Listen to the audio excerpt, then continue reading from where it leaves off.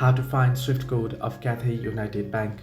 Hello everybody, welcome back to my channel. This is me, Bipin Visnath, and today I'll guide you on how you can find the Swift code of Cathay United Bank.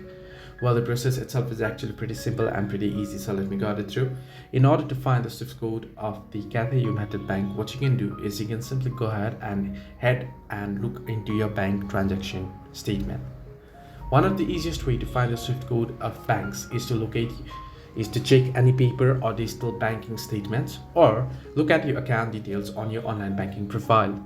You can also search for your BIC code using a digital Swift BIC search tool by providing your country and bank location data. The easiest way to find out is you can simply head over to your browser and you can search in on the search bar for Cathay United Bank and then enter in the particular branch. Suppose you want to look for the Taiwan branch and then Swift code.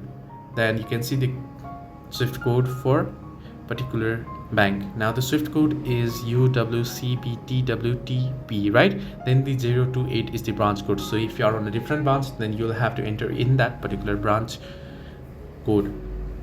So you can see here, this is for the Taipei City branch.